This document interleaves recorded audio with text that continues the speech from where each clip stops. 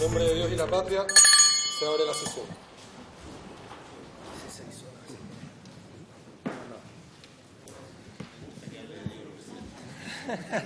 Yo soy creyente, pero hasta que no caiga.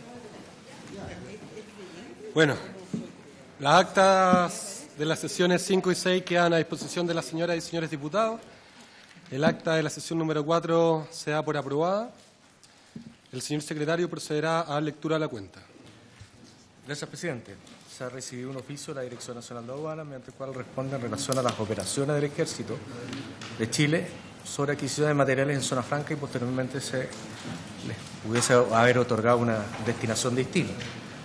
Y en segundo lugar, es una comunicación de la bancada de la Unión Demócrata Independiente, en virtud de la cual informa que el diputado señor Álvaro Carter será reemplazado en esta sesión por el diputado señor Ramón Barros. Eso es todo, presidente. Muchas gracias. Se ofrece la palabra sobre la cuenta, diputado Ignacio Urrutia. Presidente, un segundo. El diputado Barros efectivamente está reemplazando al diputado Carter. Pero al igual que el diputado Barros, yo también estoy en comisiones de agricultura aquí en la sala del lado, con el ministro de Hacienda. Se lo quería decir eso para que el señor director no crea que si nos vamos para allá y volvemos para acá, no es por desatenderlo a él, sino que simplemente porque tenemos que estar en ambas comisiones. Muchas gracias. Muchas gracias a usted, diputado Ignacio Urrutia. Siempre es bueno aclarar esas situaciones para que no sean malinterpretadas, por supuesto. ¿Se ofrece la palabra sobre la cuenta? Entonces, esta comisión ha sido convocada el día de hoy porque tenemos dos visitas que nos acompañarán. En primer lugar, corresponde recibir al director de la Policía de Investigación, el señor Héctor Espinosa, a quien damos la bienvenida y le agradecemos, director, que nos acompaña, a fin de que se refiera en el marco de objeto de investigación a la labor que ha tenido la Policía de Investigaciones en los distintos procesos judiciales que se han iniciado por fraude al fisco y las dificultades que han enfrentado al ejercer sus funciones investigativas, Acompañan al director general de la Policía, el jefe de gabinete, el prefecto Juan Carlos Carrasco. Don Juan Carlos Carrasco, ¿usted?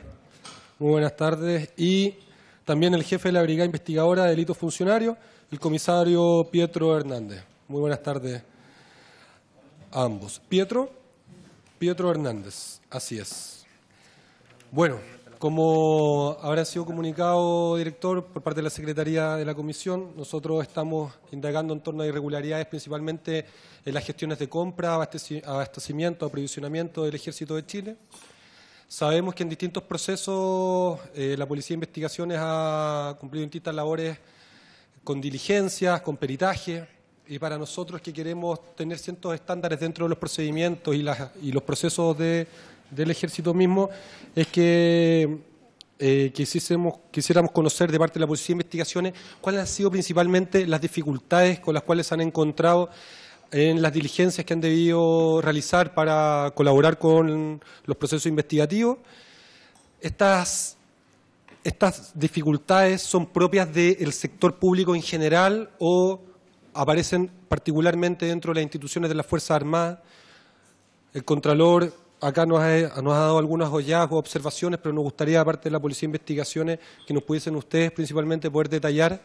¿Por qué? Porque lo que nosotros vamos a proponer en el informe de esta comisión es justamente qué medidas correctivas, qué asuntos se pueden mejorar en la cotidianidad de estas instituciones para cuando ocurre una irregularidad poder tener justamente, facilitar las diligencias investigativas y disminuir o aumentar la certeza probatoria cuando hay procesos en curso. Entonces, secretario, sí. Previo, me ha solicitado la Policía de Investigaciones si Relaciones Públicas de la Policía puede hacer una fotografía de la sesión. No hay problema, por lo general hemos accedido siempre a la prensa, así que no hay problema en ese sentido. Bueno, sin más, le ofrezco la palabra al director de la Policía de Investigaciones. Antes de conversar. Muy bien. Sí, no hay problema. Proceda nomás con la foto. Hay que salir sonriente para que no crean que peleamos mucho. No, nosotros sí. Para poder contar. Claro. Para poder contrastar con las otras sesiones. Sí. Bien. Muchas gracias. Ahora sí, le ofrezco la palabra al director de la Policía de Investigación, el señor Héctor Espinosa. Muy buenas tardes, presidente, y por su intermedio también a todos los honorables de la comisión. Agradecer la invitación y decirle que, bueno, ustedes saben que el rol nuestro es investigar los delitos que se cometen en el país. Estamos siempre disponibles a cumplir las órdenes de los tribunales y de la Fiscalía. En este caso, en particular, hay una ministra en visita extraordinaria, que es la ministra Romy Rutherford, quien está llevando a cabo esta investigación. Y yo quiero ser bien sincero con ustedes, que no puedo ser de otra manera, de acuerdo al cargo que yo ostento. Yo me comuniqué hoy día en la mañana con la ministra en visita, le informé mediante un documento, que le puedo dejar una copia a ustedes, de que estaba invitado a esta comisión para que entregara los antecedentes de algunas dificultades que se pudieron haber ocasionado en alguna investigación. También quiero decirle que todas las investigaciones son complejas, todas las investigaciones son complejas, y en todas hay un grado de dificultad. O sea, no podría yo decir que en esta hay más que otra. Sin embargo, ella me contestó el oficio hoy día, y se los quiero leer, y dice así: en causa rol 575/2014, seguida por delitos de falsedad, fraude al fisco, Ejército de Chile, ante la ministra en visita extraordinaria que suscribe, se ha ordenado oficiar a usted a fin de comunicar que se ha recibido el oficio ordinario 455, que fue el que le mandé yo, de fecha de hoy. Al respecto, informo a usted que la causa que tramita la infrascrita se encuentra en estado de sumario, con diligencias pendientes. En consecuencia, el contenido de la investigación no es público, debiendo mantenerse la reserva propia de este tipo de procesos de orden penal, lo que conlleva la prohibición de informar las actuaciones del mismo. En consecuencia, no puedo informar absolutamente nada y luego que me excusen, por favor. Muchas gracias por la lectura de los oficios. Sin embargo, director, nosotros en la solicitud de que nos acompañen, en ningún caso, si revisamos justamente la invitación, la citación, digo, se solicita información en torno a procesos abiertos. Nosotros nos hemos encontrado con la sorpresa en el trabajo y en la exposición del Contralor General de la República, por ejemplo, que las instituciones de las Fuerzas Armadas han estado practicando, porque la ley lo permite, no lo obliga, la destrucción, por ejemplo, de información contable. Así ha ocurrido, por ejemplo, en FAMAE, así ha ocurrido en, no recuerdo en qué otras unidades. ¿Cómo? En la DIVAE. Y eso a nosotros nos da a entender de que hay estándares procedimentales de estas instituciones que dificultan la labor investigativa. No necesariamente en torno a una causa en particular, sino que y así fue cursada la invitación, la citación, digo, a la policía en esta materia. Es muy difícil para nosotros poder definir procedimientos y procesos si es que no tenemos distintas perspectivas de los actores que funcionan tanto en las actividades recurrentes de las Fuerzas Armadas como cuando es necesario investigar. Y cuando es necesario investigar, nos da la impresión de que hay ciertas dificultades. Una de esas es la destrucción de información contable. Otra puede ser la no normalización, por ejemplo, de sistemas operativos con los cuales se lleva registro de la gestión de aprovisionamiento. Entonces, son asuntos que uno presume, pero yo no puedo tener las certezas en cuanto a los actores que llevan adelante estas diligencias no nos permitan afirmar o descartar que esos son problemas que permiten construir, dificultan, digo, las labores investigativas. Esa es la materia. Sí, Presidente, director, digo. Yo lo entiendo perfectamente y también entiendo el ánimo de la comisión. Lo que pasa es que todo lo que nosotros llega a conocimiento pasa a ser parte de la investigación y tiene carácter de reserva. No solamente en esta, sino en todas las investigaciones. Entonces, yo estoy haciendo una investigación y alguien rompe una prueba, pasa a ser parte del proceso investigativo y no lo puedo después estar diciendo por los medios de comunicación, y informar a nadie porque comete una ilegalidad.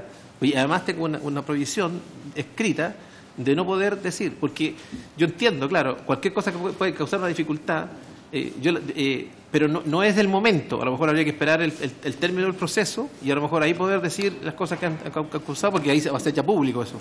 Diputado Mellado, le ofrezco la palabra. Presidente, yo entiendo que el director no puede hacerlo de esa forma, pero sí quizás podemos nosotros preguntar si ellos cuentan con los profesionales idóneos en cada una de las investigaciones que se llevan. Me expreso mejor, director, presidente, por su intermedio, señor director. Si ustedes tienen que ver pericias contables de balances o de poder contabilización de 2 veces por lo que está sucediendo con la supuesta contabilización de 2 veces de una factura, etcétera. Ustedes, dentro de la institución, ¿tienen personas expertas en contabilidad o son externos que les prestan ese servicio en una función momentánea? Por ejemplo, ¿tiene expertos financieros cuando se produce algún delito de ese tipo? O cuando, por ejemplo, el tema de los pasajes, ustedes hacen contabilizaciones y tienen dentro de su departamento gente experta o como dije anteriormente, es derivado a un tercero que le entregue un informe. Eso yo creo que me lo puede contestar, presidente, ¿o no? Me imagino que sí, diputado Mellado, le ofrezco la palabra, director. Gracias, presidente, por su intermedio. Mira, la verdad que muy buena la pregunta. Nosotros hemos, bueno, yo el año 2016, asumiendo una tremenda responsabilidad de los casos que venían, nosotros dispusimos la creación de una brigada especializada en delitos funcionarios. Él es el jefe que me acompaña, él es contador auditor. Disculpe, ¿a partir de qué año? Del año 2016. O sea, yo asumí la dirección en el 2015 y a los meses, una de las primeras medidas que tomé fue crear esta brigada. Con pura gente profesional, hay abogados, ingenieros comerciales, contadores auditores, todo con expertise y con el conocimiento y estudio en el extranjero, o sea, de alto nivel. Por lo tanto, además tenemos peritos contables que tienen una tremenda trayectoria y experiencia. O sea, en eso no tenemos problema. Le insisto, todas las investigaciones son complejas y todas tienen un marco de dificultad, ya sea porque es difícil lo que se está investigando o porque las mismas personas que están participando en cualquier delito que tratan de destruir las pruebas, tratan de declaraciones que no son pero nosotros tenemos la expertise para llegar a la verdad y en eso nos tenemos mucha tranquilidad. Pero le reitero, no es que no quiera, no es que quiera hacer causa común con otra institución, porque lo que menos he hecho en el tiempo que llevo. Siempre he sido lo más transparente, sobre todo cuando se trata de las declaraciones que yo hago. Si yo siento que el país tiene derecho a saber muchas cosas y soy de las personas que creo que la transparencia le hace bien al país. Así que, pero en este caso, con el documento que yo le acabo de leer, estoy imposibilitado.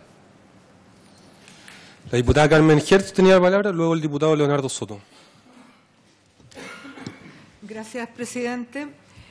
Por intermedio suyo, quisiera plantearle al señor director de investigaciones que efectivamente mi pregunta no va a recabar antecedentes de una causa que esté en estado sumario y respecto a la cual usted no puede entregarlos, sino que en relación con investigaciones que han realizado ustedes en causa en que se haya investigado fraudes o irregularidades en instituciones de las Fuerzas Armadas que no estén en sumario, si ustedes se han encontrado con dificultades y si esas dificultades tienen que ver con recabar información, tiene que ver con destrucción de pruebas, si existen esas dificultades, entendiendo que todas las causas son complejas a través suyo, señor director, el señor diputado, al señor director, entendiendo la complejidad de todas las causas. Y aquí yo me estoy refiriendo a instituciones, no a individuos que destruyeron la evidencia tal o cual, porque eso puede ser que no tenga mucha importancia, digamos, para la sociedad, pero cuando se trata de instituciones sí la tiene.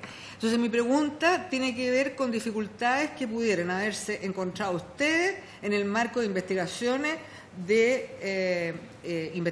que no están en etapa de sumario y que por lo tanto usted estaría en condiciones de entregar a esta comisión investigadora a través suyo, presidente. Gracias. Muchas gracias, diputada Carmen Hertz. Director, le ofrezco la palabra. A ver, le reitero, todas las investigaciones, cualquiera sea, de cualquier origen, de cualquier naturaleza, tienen un grado de dificultad y es complejo a veces para la policía. Pero tienen que entender también que nosotros cumplimos órdenes de los tribunales y de la fiscalía. Y por lo tanto, cuando se nos pide hacer una diligencia, puede que nos cueste hacerla, llegar a lo que, pero en definitiva se obtiene la información. Grado de dificultad de las causas pendientes, de las que ya no son causas sumarias, no tengo esa información. O sea, si la tuviera, se la diría, pero no la tengo. Yo venía preparado solamente para lo que está pasando ahora.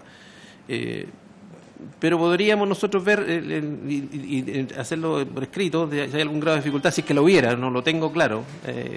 Pero le insisto, para mí no es extraño que en una investigación sea complicado, porque porque la gente que comete delito después trata de destruir las pruebas. O sea, es muy difícil que una persona que comete un delito después dé todas las facilidades para que eso se aclare. O sea, es casi imposible que eso ocurra. Es como que yo le dijera que la gente, por muy bien hecho el trabajo que nosotros como policía hiciéramos, después nos felicitara por lo que hicimos, porque nos diera las gracias por haberlo pasado detenido. O sea, eso es una cosa que no va a ocurrir nunca. Y de hecho nosotros nos ganamos muchos enemigos por eso. Desde el día que uno se graduado como detective y pasa la primera persona detenida, se gana el primer enemigo. Entonces, estamos acostumbrados a que siempre la gente más de las veces nos tire cosas por alguna razón, pero es parte del trabajo que nosotros elegimos. Y en este caso, nosotros somos sumamente responsables. A mí no me ha gustado nunca la parafernalia, no me gusta tampoco estar ventilando cosas por debajo, no me gustan las filtraciones, creo que le hacen mucho daño a la sociedad, creo que las cosas hay que decirlas de frente. Y yo no tengo ningún impedimento para decir las cosas que yo pueda decir, pero en estos casos que son complejos, porque, insisto, todas las investigaciones, cualquiera que sea la naturaleza, tienen un tremendo grado de dificultad. Hasta un homicidio, por muy simple que sea, después la familia, hay un montón de cosas que hay otros intereses y al final es súper complejo. O sea, es muy difícil que los casos no tengan un grado de complejidad. Muchas gracias. Diputado Leonardo Soto, y luego yo también tengo unas preguntas. Gracias, presidente. Saludar al director general, a su equipo. Entiendo que antes que yo llegara probablemente se puntualizó de que esta materia está judicializada y por lo tanto en materia de detalle es muy poco lo que pueden entregar, digamos, en cuanto a información. Pero más allá de eso, más bien pensando en las herramientas que tienen ustedes para realizar investigaciones complejas, yo quisiera hacerle algunas consultas con la finalidad de ver si podemos elaborar propuestas de mejoramiento de legislación, de mejoramiento de medidas administrativas que faciliten las investigaciones que realiza la PDI. Por ejemplo, hay temas que siempre han sido complicados. Me refiero, por ejemplo, al secreto bancario. En todo lo que tiene que ver con la investigación del lavado de activos, en general, no estoy hablando en particular en ningún juicio. La definición y configuración del delito de lavado de activos supone una estrecha relación con la UAF, con el sistema bancario. Hay secreto bancario, hay tribunales que son más generosos con las órdenes, otros que son menos generosos, y me gustaría saber, en su experiencia, qué podríamos hacer o proponer como comisión para poder facilitar las investigaciones policiales en materia de lavado de activos, en materia de secreto bancario. Segundo lugar, hay ciertas situaciones en las Fuerzas Armadas y de Orden que probablemente obstaculizan un poco las investigaciones. En Carabineros yo conozco los reglamentos para la eliminación de documentos. Lo estuvimos revisando con el diputado Ulloa en otra comisión investigadora. Perdón. Con el diputado Urrutia. Disculpe, diputado. No, perdone la confusión. Estuvimos 4 veces trabajando juntos y revisamos el famoso reglamento 22. ¿Ese fue, diputado Urrutia? 22. Él me lo recalcaba permanentemente que el reglamento 22 de Carabineros les permitía destruir todo instrumento público que tuviera entre 3, 4 y 5 años. Hay varios periodos que son los que se establecen para la eliminación física o incineración de documentos. Como comprenderá, cuando un documento oficial se destruye a los 3 años y los plazos de prescripción de los delitos son de 5 años, ahí yo veo que hay un problema estructural que debiera ser corregido. Y en ese orden de ideas es que le pregunto si hay, por ejemplo, reglamentos específicos en Carabineros, en las Fuerzas Armadas, que sirvan de algún obstáculo o se constituyan como un obstáculo a la labor policial. Y le pongo el ejemplo precisamente de documentos que se pueden eliminar legalmente en Carabineros a partir de los 3 años sin dejar respaldos digitales en su reemplazo. Y tercero, hay muchas investigaciones de delitos de fraude al fisco que se producen no tan solo en Chile, sino que también tienen parte de la ejecución en el extranjero. Me refiero a sobreprecio en la compra o venta de armamento hacia el extranjero, o fraudes que tienen que ver con el transporte de personal hacia el extranjero, sin entrar en particular a ninguna causa. ¿Cómo realizan las investigaciones ustedes en el extranjero? Porque la competencia y la jurisdicción de ustedes acá. ¿Cómo certifican, por ejemplo, cómo se produce los contratos a veces en países que incluso ni siquiera tienen idioma español? ¿Cómo opera la colaboración internacional de Interpol? Me gustaría que nos ilustraran. Y si hay alguna propuesta de mejoramiento o alguna medida que facilite la colaboración con otras policías, no duden en poder plantearla. Y por último, he escuchado en fiscales que se quejan, no sé si con razón o sin razón, pero de que algunos laboratorios especializados de la PDI o de Carabineros, que no es muy específico, tienen cierta demora en despachar las órdenes o las diligencias que se le piden, que tienen algún tipo de congestión o atraso. Probablemente en algunos debe ser más y otros menos, pero me gustaría que nos pudieran pintar un panorama de cómo funcionan en términos de oportunidad para entregar sus informes los laboratorios especializados de la PDI, que son los que ustedes conocen. Esos puntos, presidente. Muchas gracias, diputado Leonardo Soto. Director, tienen la palabra. A ver, primero, el tema del secreto bancario, bueno, en algunas cosas la va a contestar el jefe pero yo quiero contestar algunas cosas en general. En lo que es la destrucción de documentos, bueno, cada institución tiene su reglamento y me imagino que bastaría con preguntar qué documentos se tienen, qué vigencia tienen, y en el caso de la PDI, por ejemplo, nosotros todo lo que es documento que pueda servir después de respaldo a cualquier investigación, eso no se destruye. Nosotros tenemos de destrucción solamente los oficios ordinarios reservados después de un periodo. En el caso de la hoja de vida también tenemos un inconveniente, porque muchas veces incluso los mismos exfuncionarios empiezan a pedir la hoja de vida de algunos jefes con el ánimo de molestar. El problema está que en la hoja de vida de un funcionario hay muchas cosas que son reservadas, y si yo tengo, por ejemplo, en el caso del jefe de delito funcionario, yo no puedo entregar la hoja de vida de él, porque él ahí aparece toda la investigación importante que él ha hecho. Entonces estaría causando un problema serio después al de seguridad. En el caso de los jefes que están en antinarcótico, pasa exactamente lo mismo, pasan a ser de alto riesgo. En el caso mío, yo soy de altísimo riesgo, y por lo tanto, si bien mi hoja de vida, van a saber quiénes son mis hijos, quiénes son, dónde vivo y todas las cosas que son privadas, y también le causan un tremendo problema.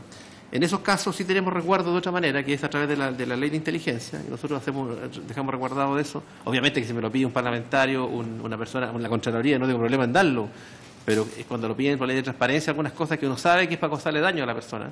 A veces quieren saber el domicilio, quieren saber dónde trabaja la señora, y lo hacen para hacer daño. Entonces, en eso tenemos un poco cuidado. La cooperación con otros países, la verdad es que nosotros tenemos una cooperación bastante eficiente, porque el país, bueno, hace 75 años que ingresó a Interpol como octavo y designó a la policía que lo representara. De hecho, yo vengo llegando de Dubái, donde se realizó la asamblea número 87, la número 88 por primera vez va a ser en Chile, en octubre del 2019. Va a ser un tremendo compromiso para la PDI y para el país. Son 194 países, éramos 192, y se incorporaron 2 países un par de días atrás. Y tenemos en todos los países tienen una oficina de Interpol donde nosotros tenemos línea directa con ellos. O sea, para hacer diligencia no hay ningún inconveniente. Y también tiene que tomar en cuenta que nosotros trabajamos con Fiscalía y con Ministros, y la orden se hace también a través de un procedimiento especial para poder llegar a otro país y obtener la información. Lo hicimos así en temas de derechos humanos, lo hemos hecho en temas como estafa grande, como el caso de Garay, hemos trabajado con otros países. Y respecto al laboratorio, yo creo que esa es muy buena pregunta, porque siempre nosotros debiéramos tener en Chile del orden de unos 4 o 5 laboratorios por la cantidad de habitantes que hay, pero tenemos más de 30. Más de 30. Si contamos lo de Carabineros, nosotros tenemos más de 30. Ahora, el tema es que todos quieren tener laboratorios en la esquina. Lo que hay que tener son equipos de recolectores de evidencia, y luego el laboratorio hace la pericia que corresponda. Nosotros hemos estado optimizando el recurso en eso y creemos que vamos muy bien. Y en el tema de estos delitos complejos, generalmente en las fuerzas de tarea o los equipos investigativos que se realizan, se agrega también un perito especializado para que vaya haciendo porque una cosa es hacer la pericia y otra cosa es levantar la evidencia. Entonces, es importante que el perito esté. Y lo otro que hemos hecho es capacitar mucho a la gente en el sentido de que se pida la pericia que realmente es necesaria y no se pida cosas por pedir. No sé, ¿tú quieres agregar algo del tema del secreto bancario? El jefe de... Sí. Buenas tardes. En primer lugar, saludar a la comisión.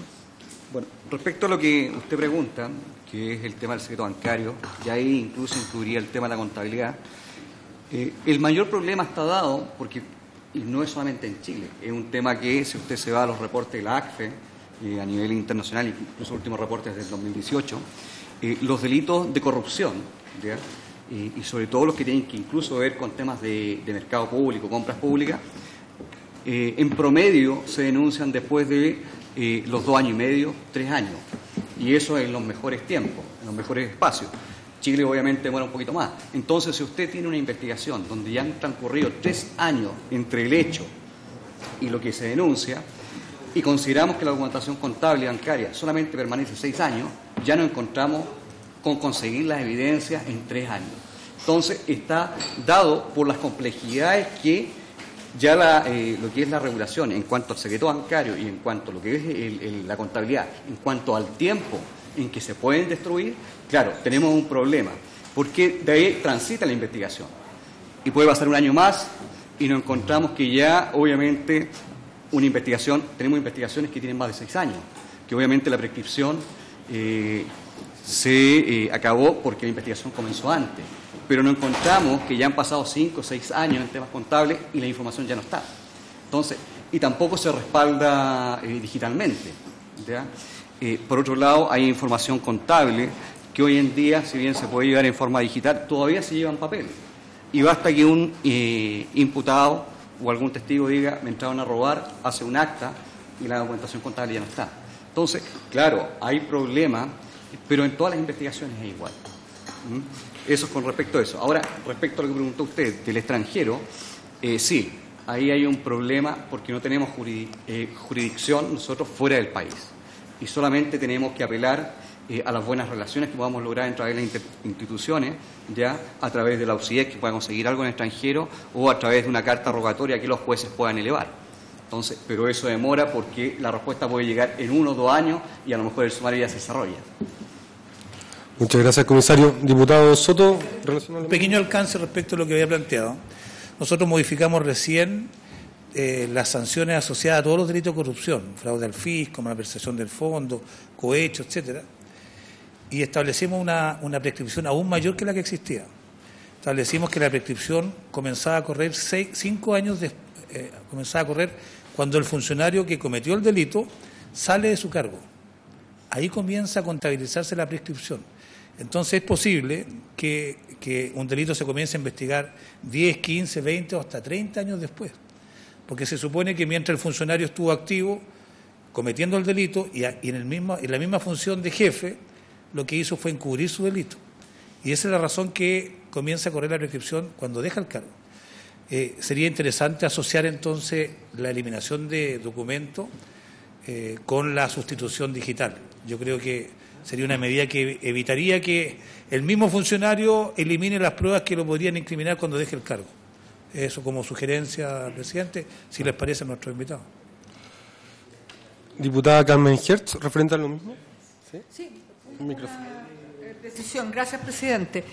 Respecto a las posibilidades de obtener información en otros países, los convenios de cooperación judicial involucran también la cooperación policial, porque tenemos muchos convenios de cooperación entre estados, digamos, para facilitar precisamente la investigación de diferentes delitos, desde lavado de activos a fraudes, irregularidades, conformación de sociedades fantasmas afuera, en fin. Mi pregunta va a eso, presidente. O sea, si los convenios de cooperación judicial dan un marco que permita la cooperación entre las policías de investigaciones. Muchas gracias, diputada. Le ofrezco la palabra, comisario Pietro Hernández. el tema, la cooperación entre policías puede haber, pero pasa cuando hablamos, hoy en día hay que entender que la complejidad de los casos de corrupción pasa porque uno lo que está buscando es dinero, y dinero que es obtenido ilícitamente, ¿ya? Y maniobras que obviamente son para encubrir o disfrazar el origen de ese dinero, o las famosas triangulaciones de dinero que uno dice. Entonces, como policía, claro, podemos tener toda la cooperación, pero pasa que para practicar el levantamiento del secreto bancario o acceder a información contable, en otro país se produce el mismo problema que acá. Entonces, por eso que tiene que ser a través de cartas rogatorias, donde los tribunales o la fiscalía solicita a ese país la entrega de la información, y me imagino que en ese país también debe judicializarse, porque no es llegar y levantar la información contable o financiera de alguna persona. Y esos son los problemas. Mientras nosotros, las policías, no tengamos ese respaldo judicial, los otros son buenas intenciones. Muchas gracias, comisario. Yo tenía la palabra también. Ya. Entonces, de plano, descartar, y tampoco nosotros queremos en ningún caso entorpecer un proceso judicial. Yo creo que los diputados y las diputadas que conforman esta comisión somos los más entusiastas en poder permitir que los procesos sigan su curso normal y que se conozca la verdad. Sin perjuicio de eso, nosotros tenemos la misión ahora de proponer ciertos estándares en los procesos dentro de estas instituciones. Y ahí es ahí donde les pedimos la colaboración, que nos vayan haciendo lo más asertivo posible para que no se pueda vulnerar el secreto, pero también para que a nosotros nos faciliten esta labor. Lo mismo que se planteó con anterioridad, yo entiendo que, y ya dejaré de presumirlo, y creo que ya por lo expuesto lo podemos afirmar, la destrucción de información contable es una dificultad en la realización de la labor investigativa por parte de la policía dentro de estas instituciones. O sea, ¿me lo confirman o no, director o comisario? Exacto. Después que opera, obviamente, los años que la ley le exige a él resguardar la información, claro, siempre va a operar, es una dificultad, porque la ley le permite destruirla después de un tiempo. Y en cuanto a los peritajes en torno a los sistemas de información contable, nosotros hemos conocido en esta comisión que las instituciones funcionan con sistemas, por ejemplo, el CIFE, ¿sí?, en los cuales uno de los actores invitados nos afirmó de que el CIFE era vulnerable en cuanto permitía introducir la misma factura una y otra vez. Sin embargo, otros actores invitados a esta comisión nos dijeron que el CIFE representaba cierta estandarización de software, porque antes se llevaba principalmente por papel. ¿Se pueden referir a cuáles son los hallazgos en torno al sistema contable del Ejército, si es perfectible, en qué sería perfectible, o bien si es que es qué recomendaciones podríamos dar en esa línea? Director o comisario Pietro Hernández. Hay que partir que todos los sistemas contables son perfectibles y se van fabricando o construyendo de acuerdo a las necesidades de cada organización. Ahora, el sistema hay que entenderlo que es un registro contable, pero ese registro, si yo no tengo después la parte física, que yo pueda validar la información desde el punto de vista del peritaje o desde el punto de vista técnico, no va a servir nada que yo tenga un sistema, sino que va a ser una guía, ¿ya? En contabilidad siempre yo tengo que tener los sistemas contables, pero ellos donde yo almaceno la información, que hoy día lo que vienen a reemplazar son los libros que antiguamente se llevaban. Pero si no está el respaldo, yo no puedo validar la información que está en los sistemas de información. ¿Y el actual sistema del CIFI, entonces, no tendría estos respaldos digitales o es solo...? El sistema CIFI tiene todos los campos que requiere llevar información contable. Ahora, yo no podría referirme a ese tema, como dijo el director, porque es parte de la investigación. Y nuestros invitados, el diputado Soto hizo mención a algo, pero creo que no quedó del todo resuelto, de qué manera también la Policía de Investigaciones se coordina con la Superintendencia, con la Unidad de Análisis Financiero, con el Servicio de Impuestos Internos, cuando realizan estos procesos investigativos. ¿Es por medio del Poder Judicial o de forma directa? ¿Cómo ocurre eso? Y también, si es que en materia de colaboración internacional ha existido en el área de la defensa, porque se hace a nivel general, pero no sé si es que en el área de la defensa en particular también se ha tenido coordinación o los gobiernos mantienen colaboración en esta área en particular, porque uno de los aspectos que también destacó el Contralor en esta comisión investigadora era que la industria en general de material bélico está muy bien coordinada a nivel internacional y ejerce importante poder dentro de cada uno de los países. Por eso que los países están mutando cada vez más a hacer trato directo entre gobiernos y ya no más con intermediarios. ¿Existe esa misma coordinación por parte de las policías, particularmente en el área de defensa? Serían esas dos preguntas. ¿Cómo se coordinaría entonces con los organismos locales que también realizan diligencias investigativas o levantan alertas, como la Unidad de Análisis Financiero del Ministerio de Hacienda? O bien también si existe la colaboración internacional, particularmente en el área de defensa. Director.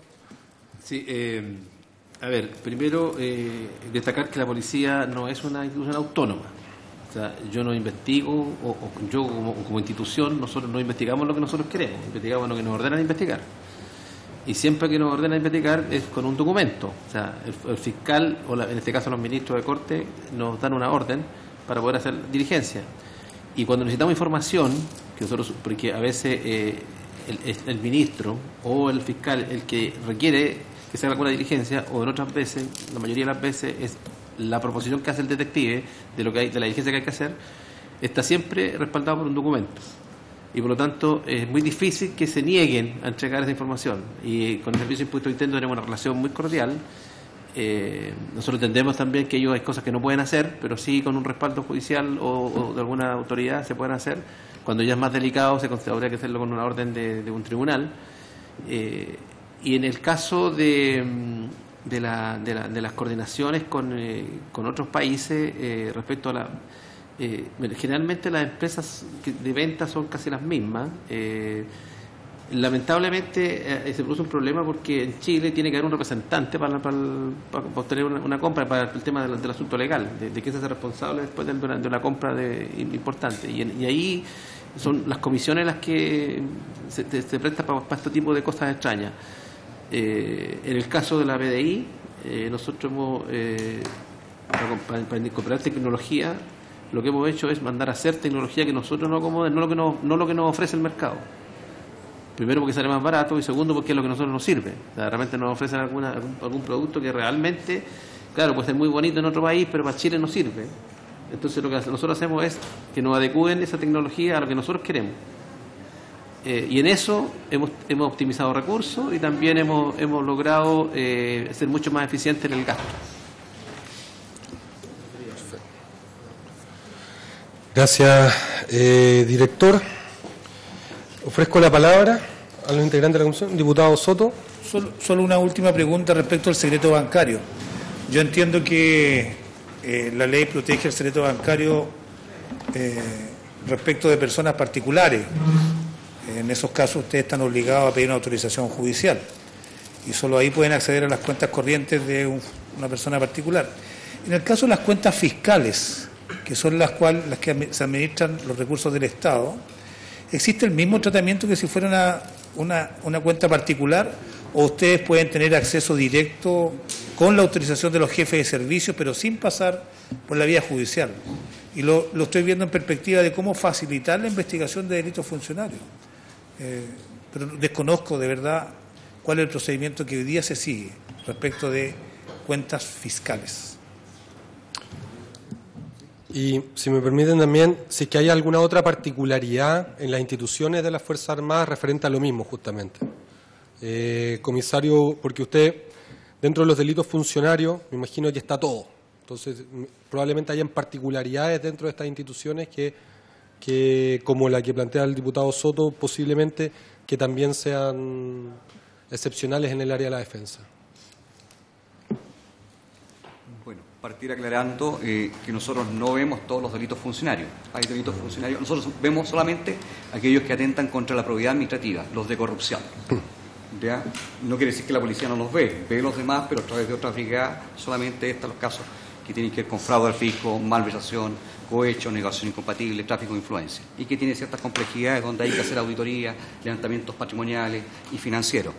Respecto al secreto bancario, bueno, hay dificultades porque la ley le permite a los bancos no entregar la información sino a través de una orden judicial. Sí o sí, hoy en día la policía aquí apela a que las personas cooperen y mediante una autorización, una autorización voluntaria, podamos acceder al secreto bancario. ¿Ya? O si no, ya por la vía judicial, que demora un poquito más. Para el caso de lo que son las cuentas públicas, ya sería el mismo tratamiento, pero en este caso siempre nos hemos encontrado con la voluntad de las instituciones públicas a revelar el secreto bancario, obviamente en los periodos que estamos investigando. Por tanto, para el hecho que usted pregunta, no nos hemos encontrado una dificultad ahí respecto a las empresas públicas sobre esto. ¿Qué cosa? No ha sido necesario judicializar, mediante una entrega voluntaria que también lo permite el Código Procesal. Bueno, y yo creo que la pregunta de rigor que le hemos hecho a hartos de nuestros invitados es: ¿hay alguna diferencia al momento de investigar fraudes en las instituciones de las Fuerzas Armadas, particularmente en nuestra competencia del Ejército, antes y después de el fraude que fue destapado el año 2015? ¿Ha cambiado en algo los procesos investigativos, las facultades de la policía, o bien, me imagino que la asertividad en torno a los procesos? A raíz de los hechos del fraude que se destapó en el Ejército el año 2015, han habido distintos aprendizajes que las instituciones han realizado. El Ejército, por su parte, implementó, creo que son 20 medidas para poder mejorar sus controles internos. El Ministerio de Defensa también ha tenido distintas medidas que ha implementado. Han existido cambios en la ley, dejó de ser reservada. La pregunta es si que dentro de los procesos investigativos también, a raíz de esos hechos, han habido aprendizajes, han habido mejoras, han habido cambios, o se mantienen en la misma situación.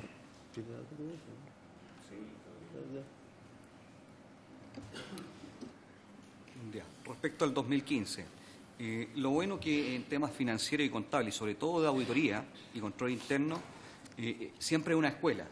¿Una escuela en qué sentido? Cada investigación siempre nos va dejando cosas que se pudieron haber hecho mejor, mejorar el proceso y ya a lo mejor no investigar el todo, sino que irnos directamente a las alertas que uno va detectando, ya que son los red flags o banderas rojas que se llaman auditoría. Entonces, eso nos ha permitido, sí, las investigaciones. Cada vez ir mejorando los procesos y solamente adentrarnos directamente a lo que a nosotros nos interesa, es descubrir si hay hechos irregulares y si hechos irregulares están ligados a pago de coimas o triangulaciones de dinero ilícitas. O sea, nos dan a entender que sí han habido mejoras, a las cuales me imagino que no se pueden referir, o porque si no ya lo hubiesen anunciado, ¿no? Pero prefiero que me lo diga explícitamente para poder también incorporarlo a esto. Sí, es así, ¿no? ¿Sí? Sí. Muy bien, ofrezco la palabra a los integrantes de la comisión, a fin de que aprovechemos justamente a nuestras visitas. Sabemos que ejercen una labor muy complicada y muy intensa también en distintos momentos, pero agradecemos que se hayan dado el tiempo de poder asistir y también felicitarlos porque el próximo año seremos sede, como país, digo, de esta convención de la Interpol. También yo presumo que en torno a la pregunta de ¿existe colaboración internacional en el área de defensa en particular? Esto es así. Es así, tal cual. Y ofrezco la palabra, si no, para luego también, ¿no? ¿Diputados? No. Muy bien.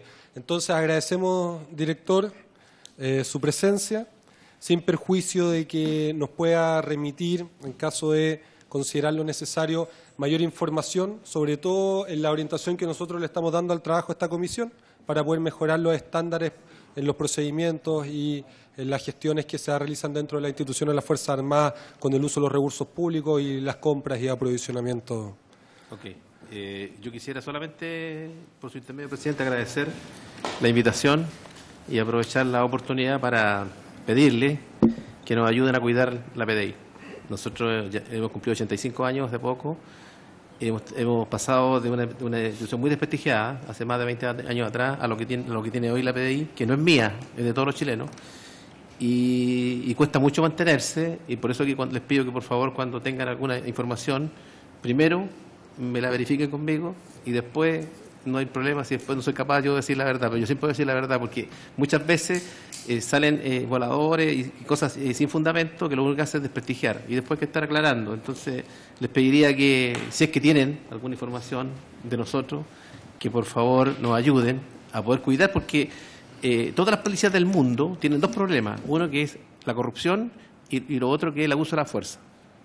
Eso lo hemos visto nosotros en Interpol, en todas partes.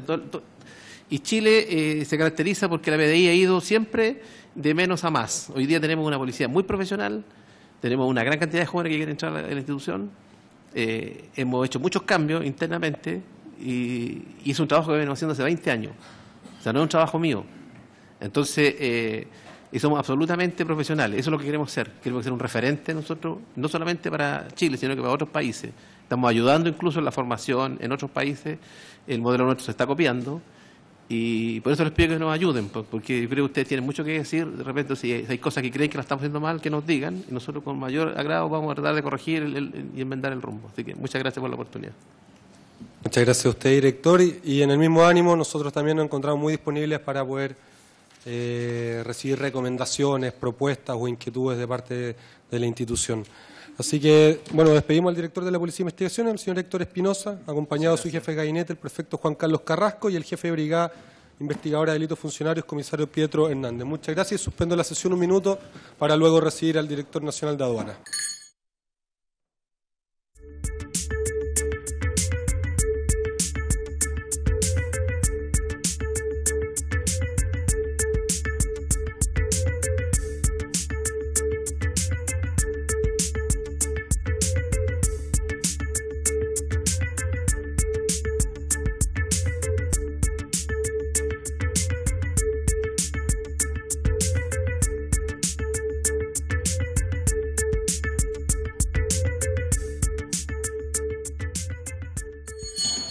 Se reanuda la sesión. En segundo lugar, corresponde recibir al director nacional de aduana, subrogante, el señor Pablo Ibáñez, quien viene acompañado de la subdirectora técnica, señorita Gabriela Landeros, a quien ya conocíamos acá, buenas tardes, y del jefe del Departamento de Fiscalización a posterior, el señor Rubén Parra, que también me ha acompañado, a fin de que se refiera a la materia objeto de investigación. Señor Pablo Ibáñez, justamente el director nacional de aduana. Yo quisiera, antes de ofrecerle la palabra, poder contextualizar, porque me imagino que no todos recordamos cómo surge la necesidad de poder contar con la información del servicio. En cuanto al Servicio de Puestos Internos, expuso en esta comisión investigadora una situación que involucraba un proceso de compra de parte del Ejército de Chile, en la cual uno de sus proveedores, CIM S.A., se adjudica una licitación sobre la compra de uniformes, encarga a SAM Trámites, que es otra empresa, hay dos empresas, SIM y SAM. CIM se adjudica la licitación de uniformes, sin embargo encarga a otra empresa, que es SAM, los trámites para importación. SAM contaba con el usuario Zona Franca, entonces tuvo beneficios tributarios, de los cuales internó los uniformes, se los entregó al Ejército, pero el Ejército los pagó a CIM, que no es usuario de Zona Franca. Y ahí surgieron distintas preguntas. Uno, que el Servicio de Puestos Internos nos recomendó realizarle estas consultas a aduana porque se veían en la necesidad, se veían superados en cuanto a sus capacidades y a sus atribuciones. ¿Es normal esto? ¿Es correcto? Segundo lugar, si es que el servicio dispone de información que nos da a entender a nosotros que no es una práctica aislada, sino que puede haber ocurrido en otras oportunidades. Y también, ¿cómo funciona? Y es lo más global, que seguro vamos a poder profundizar un poco más, las importaciones por parte del Ejército. Porque el Ejército realiza importaciones directas, pero también realiza importaciones mediante intermediarios.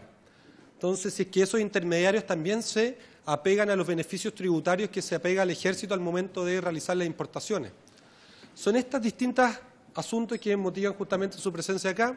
Uno surge a partir del caso en particular con el proveedor CIM y SAM, Zona Franca digo, Dos, pero también creemos que se puede ampliar para el trabajo de esta comisión cómo funciona en general las importaciones por parte del Ejército, ya sean directas o mediante intermediarios. Así que, sin más, le ofrezco la palabra al señor Pablo Ibáñez, quien es director subrogante de la Dirección Nacional de Aduanas. Don Pablo, muchas gracias por acompañarnos. Muchas gracias, presidente. Saludos a usted y a toda la comisión por su intermedio. Nosotros quería solamente dar cuenta de que con fecha 30 de octubre nosotros enviamos un oficio reservado a esta comisión, el cual detalla la consulta que se nos realizara respecto de la recaudación que habría conocido el servicio a propósito de las operaciones del Ejército desde zona franca y de zona franca hacia el resto del país o a zona franca de extensión. En relación a ese oficio vamos a reiterar algunos puntos que nos parece relevante para entender el contexto de la normativa general y específica que tiene la zona franca y el Ejército respecto de determinadas mercancías. La regulación de la zona franca está dada por el decreto con fuerza de ley número 2 del 2001 del Ministerio de Hacienda que regula las zonas francas. ¿Cuál es el concepto de zona franca? Es el área o porción unitaria del territorio perfectamente deslindada, próxima a un puerto o aeropuerto, amparada por la presunción de extraterritorialidad aduanera. Es decir, mientras la mercancía permanezca en los recintos de zona franca, se considera como que estuviera en el extranjero. Está dado por un recinto amurallado en general, la zona franca. Lo que está fuera de la zona franca ya pasa a ser zona franca de extensión, la que tiene un límite geográfico, dado por regiones o por provincia. El artículo 10 del DFL número 2 del 2001 establece que las mercancías ingresadas a zona franca pueden salir de esta para ser reexpedidas o exportadas al extranjero y también pueden ser ingresadas al país ajustándose en todo a la legislación general o especial que corresponda. Si yo pretendo ingresar desde zona franca al resto del país una mercancía, eso constituye una importación. Al asumir esta presunción de extraterritorialidad, esa mercancía tiene carácter de mercancía extranjera. Por eso que se trataría de una operación de una destinación aduanera de importación, sin perjuicio de que puedan existir otro tipo de destinaciones aduaneras. Vamos al primer caso, de mercancías que están dentro de zona franca y quieren ser importadas al resto del país. El que las importó es un usuario de zona franca y él vende por medio de una factura de importación a un comprador ubicado en el resto del país. En este caso, el comprador debe tramitar una declaración de importación conforme a las normas generales que regulan las destinaciones aduaneras de importación que están dadas en la resolución 1300 del 2006, que está contenida en el compendio de normas aduaneras. Las mercancías importadas desde la zona franca a la zona franca de extensión. El usuario de zona franca, en este caso, vende por medio de una solicitud de registro de factura. Estos son los famosos SRF, a un comprador residente de la zona franca de extensión para su uso y consumo en esa misma área. El requisito es el uso y consumo en la misma área. Y el comprador, con la solicitud de registro de factura, retira las mercancías. La forma en que el Ejército puede realizar las importaciones desde zona franca. El Ejército puede importar sin invocar o impetrar alguna de las preferencias o exenciones que están en la ley de IVA en particular. Puede importar como régimen general, sujeto a todas las obligaciones documentales de documentación, clasificación, origen y tributación que tiene cualquier otro importador. Puede importar, y esto es lo que nos convoca, al resto del país sujeto a franquicias. ¿Cómo lo hace? Principalmente a través de la partida 0001 del arancel aduanero, cuando en este caso corresponde mercancías comprendidas en la glosa que están libres de pago de impuestos y de gravámenes, IVA y arancel. Este tipo de importaciones tiene un tratamiento especial. Están excepcionadas de la documentación general de base que se le pide a las declaraciones de importación, donde quizás el documento más importante para estos efectos es la factura de compra. La aduana no solicita la factura de compra respecto a este tipo de operaciones, solo de la declaración de ingreso, que tiene bastantes campos que no están completos o se agrega sin información por el carácter reservado que tiene, y el documento de transporte, cuando sea mercancía declarada bajo esta franquicia. ¿Por qué de carácter reservado? Estas normas de reserva vienen desde el Código de Justicia Militar, donde se indica que los pertrechos están exceptuados del principio de publicidad. Tengo la norma 436, efectivamente. Se entiende por documentos secretos aquellos cuyo contenido se relaciona directamente con la seguridad del Estado, la defensa nacional, el orden público interior o la seguridad de las personas, y entre otros. Hay una enumeración y en el número 4 es lo que se refieran a equipos y pertrechos militares o policiales. Las importaciones a zona franca de extensión. Acá tenemos desde zona franca a zona franca de extensión. El usuario de la zona franca emite una solicitud de registro de factura. La mercancía se encuentra sujeta a una tributación contemplada en el artículo 11 de la Ley 18.211.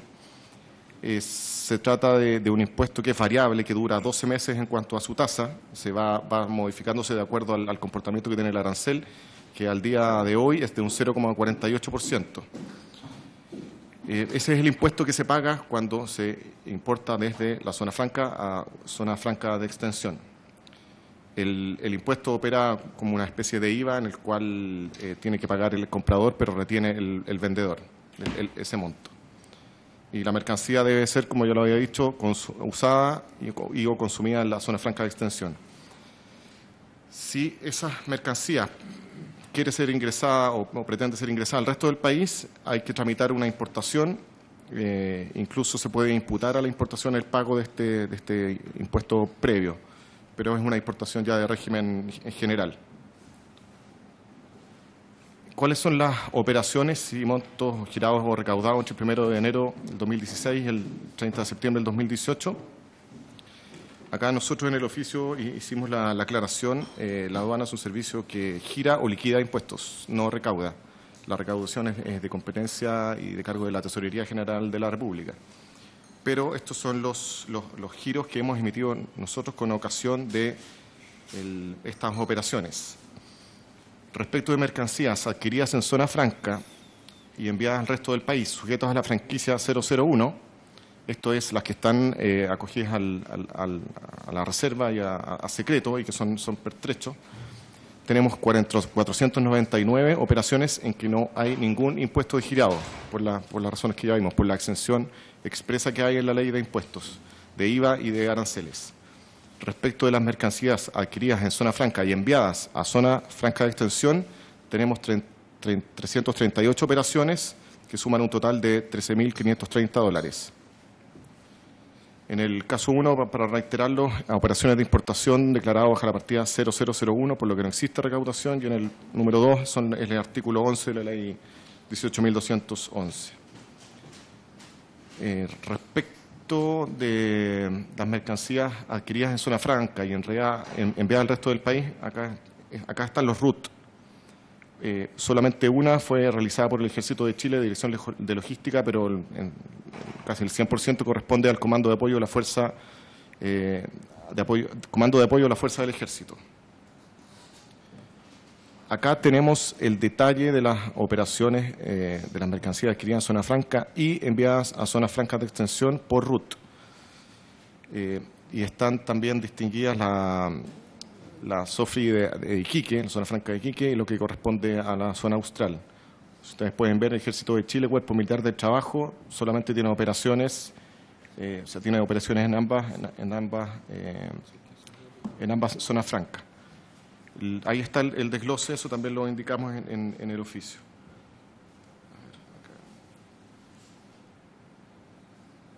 Es un impuesto bastante menor, no son cifras significativas de recaudación naturalmente. Después ahí, eso era lo que teníamos, señor presidente. Respecto de alguna de sus consultas, la verdad que lo que es visible para la aduana son las operaciones aduaneras, importaciones, exportaciones, operaciones de tránsito, admisión temporal, almacén particular. Las operaciones comerciales que que hay detrás en general no son objeto de estudio de la aduana, salvo casos particulares en que tengamos que analizar transferencias de precios para efectos de determinar la valoración de una mercancía, si hay empresas relacionadas, pero la asociatividad que puedan tener privados, aunque en este caso no es privado, pero en la logística de importación la aduana no interviene, a menos que se pudiese configurar ahí un delito de contrabando, pero no lo vemos de esa forma, por lo menos con la información que tenemos nosotros, que nos han hecho llegar. Respecto de los... Usted me había preguntado si era normal esto de las importaciones. Como lo dije, la información llega... Nosotros llegamos hasta el pago de impuestos en general. La operación aduanera se cierra con el pago de impuestos, el retiro de la mercancía desde los almacenes de depósito aduanero. Ahí damos por cumplida en general la obligación tributaria aduanera, sin perjuicio de que tenemos herramientas de fiscalización a posteriori en la cual muchas veces verificamos que el cumplimiento de las condiciones necesarias para la concesión de una franquicia sean las que fueron declaradas en su momento.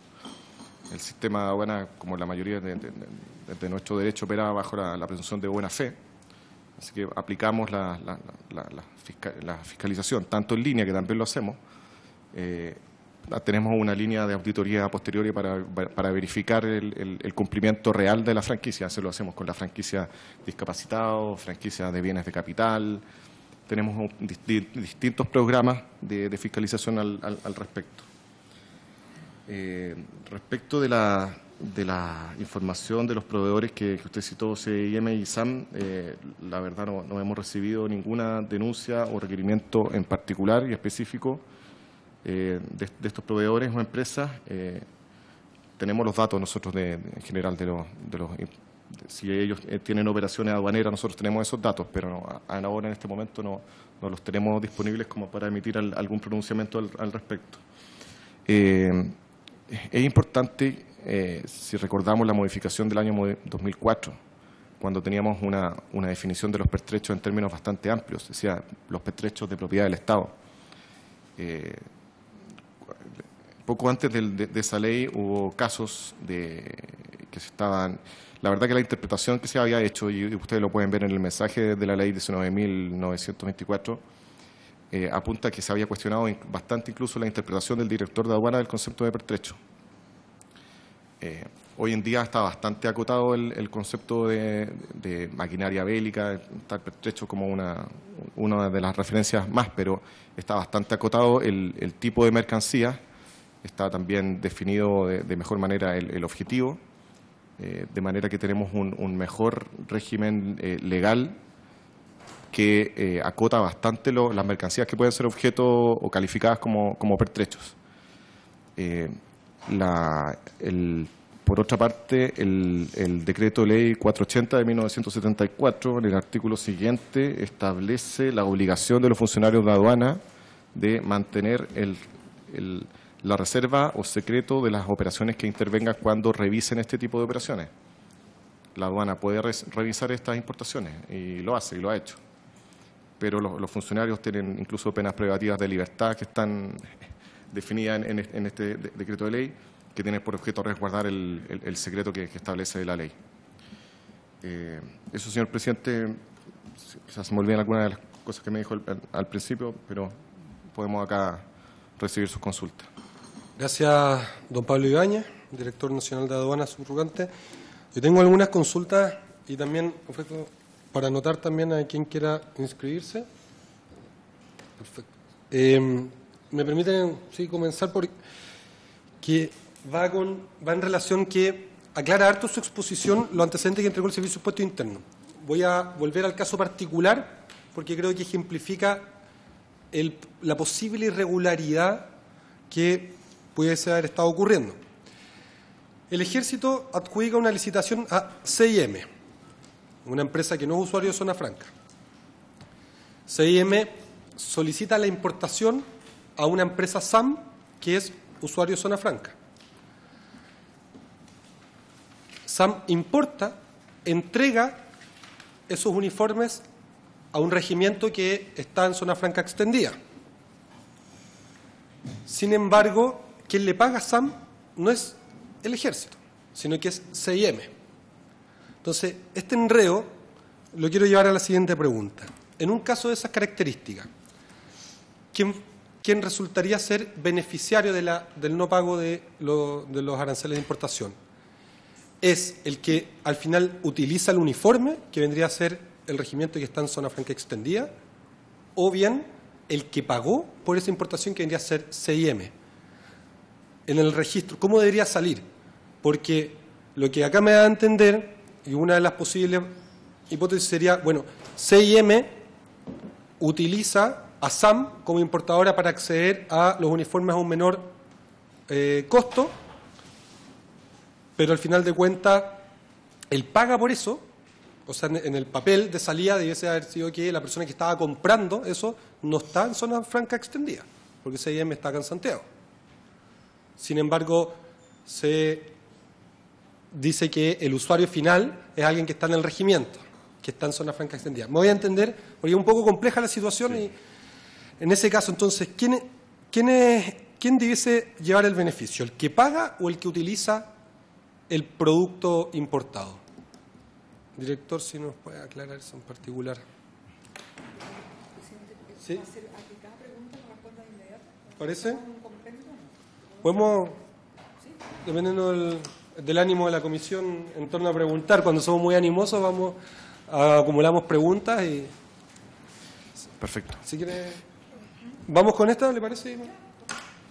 La verdad que yo no podría emitir un juicio en este momento con los antecedentes que usted me da. Habría que ver bien el contrato, eventuales mandatos que pueden existir. Los agentes de aduana o los despachadores especiales representan al importador. Tendríamos que ver la operación con mayor detalle, la verdad. Porque efectivamente podríamos llegar a una conclusión que podría haber algún tipo de infracción, pero sin tener el detalle de los antecedentes, la verdad que sería muy arriesgado o poco responsable, la verdad, declarar en esta instancia por la regularidad o irregularidad de la situación que usted me está describiendo, presidente. Muchas gracias. Y para ser más claro también, este beneficio o el no pago de franquicias por pertenecer a pertrecho se aplica cuando es el ejército el importador directo o cuando hay una empresa intermediaria. Es una franquicia personal, por tanto está para el ejército, para carabineros, para la policía de investigaciones. Y en caso de que el ejército adjudica una licitación a un privado y el privado importa y en la importación dice el destinatario de esto es el ejército, ¿no se aplica la franquicia? Es que hay normas de relaciones entre privados que ya habría que revisar. Sí, solo Subdirectora Gabriela Landeros. Para complementar una cosa y que no se confunda. Una cosa es la franquicia de la 0001, que son los pertrechos, y otra cosa son los beneficios de tributación que puede haber respecto a las ventas que se realicen desde una zona franca a una zona franca de extensión.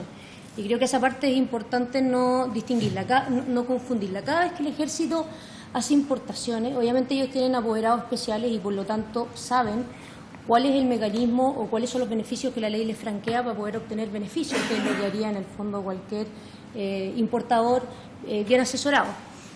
En el ejemplo en particular que usted me da, más allá de analizar el caso SAM o de CIM, como dice el director, porque hay que siempre mirar los documentos de base para poder emitir un juicio. El Servicio Nacional de Aduana, a diferencia de Impuesto Interno, no fue oficiado por Contraloría en este tema en particular como para haberse enterado de este tipo de triangulaciones. En general sí se hacen triangulaciones en la zona franca, precisamente porque, si la licitación en particular tuviera una restricción respecto a quién adquiere un producto y cómo se entrega ese producto, hay un tema, como dice el director, que es civil o contractual.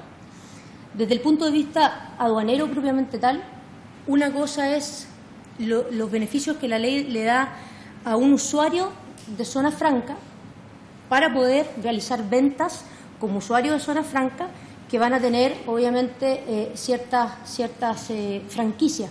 Franquicias no del pertrecho, sino que por ser usuario de zona franca. Si yo soy un proveedor y me adjudico, estoy hablando en general, no del ejército, me adjudico entregar a una persona en Arica, Pisagua entiendo que estaba, ¿no? Uniforme, obviamente que para poder tener, para no usar los pertrechos, lo que voy a usar es la intermediación de un usuario de zona franca.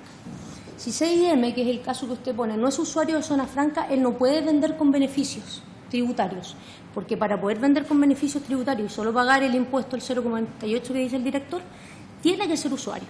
Y para poder ser usuario de zona franca tiene que cumplir con las condiciones que establece la ley. Ese usuario de zona franca lo que hace desde el punto de vista aduanero es que endosa la documentación. Es decir, a él se lo endosan. Es como que hubiese una tradición del dominio, ¿ya? Generalmente lo que se endosa es el BL. Entonces CIM, lo más probable, especulando porque no he visto la operación, pero lo más probable es que le haya pedido a este usuario de zona franca hacer la intermediación, hacer de trader con el comprador final, definitivo.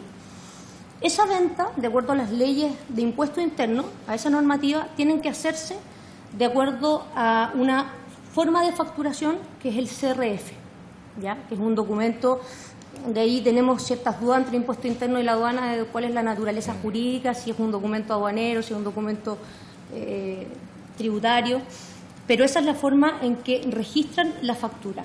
Luego el comprador con ese documento saca desde la zona franca, que en este caso puede haber sido este regimiento que usted señala, saca los uniformes y se los lleva a Pisagua. ¿Cuál es la condición? Que estos sean usados y consumidos ahí. Por lo tanto, ese es un beneficio que obviamente en una operación en general es lógico que uno ocupe la triangulación porque es la forma de obtener los beneficios que te da la ley. ¿Cuándo el ejército no ocupa la triangulación? Cuando en el fondo lo que puede hacer es importar acogido a pertrecho. ¿Por qué? Porque obviamente las condiciones para que eso ocurra son muchísimo más restrictivas. Tienen que entrar a probar, salvo que haya duda, porque en ese caso se lo pregunta a la aduana, que la mercancía son pertrechos, es decir, son material bélico. No todos los uniformes son materiales bélicos. Un uniforme del ejército que sea un uniforme civil no es un material bélico. Distinto es un uniforme que vaya a ser utilizado para la guerra o que tenga ciertas condiciones particulares. Entonces, por eso que sentí que está generándose la confusión, pero creo que lo que usted plantea son triangulaciones que en general existen, porque precisamente un usuario de zona franca es el único que podría vender con estos beneficios. Si a su vez el que está comprando la zona franca extensión no lo va a usar o no lo va a consumir en esa zona y lo quiera importar al resto del país, debería importarlo bajo las reglas generales, donde tendría que pagar tributos, derechos que correspondan, salvo que fuese el ejército y que acogido a la franquicia de la 001, es decir, de los pertrechos, pudiera importar sin pagar derechos aduaneros ni impuestos. Muchas gracias. Tengo anotado la palabra de la diputada Carmen Hertz, luego el diputado Iván Flores. Gracias, presidente. Bueno, a través suyo agradecerle al director de aduana y a su equipo la información que nos ha entregado. Yo quiero hacer una pregunta al director que está desagregada en 2 puntos, en realidad, y que va más allá de la mercancía adquirida en zona franca. ¿Cuál es la participación de ustedes, del Servicio Nacional de Aduana, en la tramitación de la importación de mercadería que se define como pertrecho militar, o sea, la partida 0001 del arancel aduanero? ¿Y cuáles serían las validaciones con que cuesta el sistema de aduana al efectuar la tramitación de las importaciones bajo el alero de la partida 00.01 del arancel aduanero? Esa es mi consulta. Gracias. Gracias, diputada Hertz. ¿Quieren responder o acumular una pregunta? No, preferimos escuchar las preguntas para ver. ¿Al diputado Iván Flores? Diputado, tiene la palabra. Gracias, presidente. Yo tengo una pregunta desglosada nomás. Lo primero es si de estas 700 y algo que alcancé a retener, 300 y algo más 400 en una de las láminas, en la lámina anterior, operaciones. ¿Cuántas de estas operaciones son verdaderamente pertrechos? ¿No? Primera pregunta. Y claro, las que están en la zona de extensión están asociadas a un valor de impuesto, pero las que están en la zona franca propiamente tal aparecen no asociadas a un valor de impuesto. La pregunta es, ¿se sabe cuál es el monto total de estas 700 y tantas operaciones que usted mostró? Y también asociado en el mismo tema, es que si aduanas revisa físicamente lo que viene declarado como pertrecho. Son 3 preguntas. Muchas gracias, diputado Flores. Ahora sí le ofrezco la palabra a nuestros invitados. Perfecto. Muchas gracias. Respecto de la pregunta de la diputada Carmen Hertz, la subdirectora técnica tiene las competencias para regular las destinaciones aduaneras. Creo que ella puede contestar de mejor forma ese punto. Bueno, por el carácter reservado que tiene nosotros y el Ejército tiene su propio apoderado especial, así que actúa, hace las veces de agente de aduana. Por lo tanto, la aduana no participa directamente en lo que dice relación con la confección de la operación, sí en acciones de fiscalización en cuanto nosotros establezcamos planes de fiscalización. Las validaciones que nosotros tenemos en los sistemas no hay validaciones. Básicamente, por lo mismo, la información que traen las declaraciones de importación son muy acotadas, generalmente no describen valores, por eso que no tenemos montos CIF a indicar. Tampoco describen tipo de mercancía, simplemente dice pertrecho, por lo tanto, salvo un aforo físico, yo no podría saber si eso que ingresó armamento, si es uniforme, no tengo esa información. No obstante, como dijo el director nacional, nosotros tenemos la posibilidad de poder revisar en un aforo físico las mercancías para saber que aquello que se está internando o importando sea realmente material bélico. Básicamente son operaciones que no traen asociados documentos tampoco como factura, por lo tanto no tengo con qué cotejar. Tendría que iniciar una investigación en particular como para poder ver lo que están ingresando. Eso básicamente. Nosotros hicimos un trabajo hace un par de años atrás con la Armada, con el Ejército y con Carabineros para poder tener un listado sociabilizado entre las instituciones de las Fuerzas Aéreas, para efecto de que todos entendiéramos lo que es pertrecho y es una especie de dossier o listado de mercancías que generalmente adquieren las Fuerzas Armadas para esta acción bélica. Eso básicamente. Diputada. Gracias.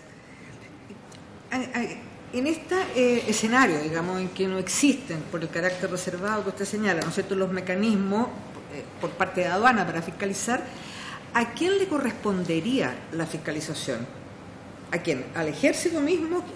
¿Cómo se podríamos evitar o controlar una probable defraudación al amparo de la franquicia de la partida 0001 del arancel? Diputada Loreto Carvajal, también en relación al mismo punto. Sí, en relación a ese punto, un poco saber, de acuerdo a la normativa que ustedes manejan, cuál es la disposición que hace, en definitiva, que esto no sea verificado o que sea, de cierta manera, presumido que corresponda a lo que declara el Ejército. Y en segundo, en el transcurso o los diagnósticos que ustedes manejan, ¿hay alguna observación, llámese, téngase presente, de alguna operación verificada que no corresponda con la normalidad o con la legislación que ustedes manejan desde el Ejército en el transcurso de este año o años anteriores, por así decirlo? Perfecto. Muchas gracias a usted. Director. La institución llamada a fiscalizar por el cumplimiento de esta franquicia en la aduana. Y lo hacemos.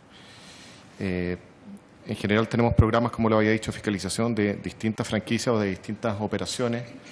No todas las operaciones aduaneras tienen los mismos riesgos. Hay riesgos que tienen que ver con la salud pública, riesgos que tienen que ver con la defraudación a la hacienda pública, medioambientales también. Y en este caso sí fiscalizamos nosotros. Después le voy a dar la palabra al jefe de fiscalización en línea, pero respecto de... La verdad, no hay ninguna norma que nos impida revisar. De hecho, el artículo 2 del decreto ley 480 del 74 contempla expresamente la posibilidad de aduana de revisar esas mercancías.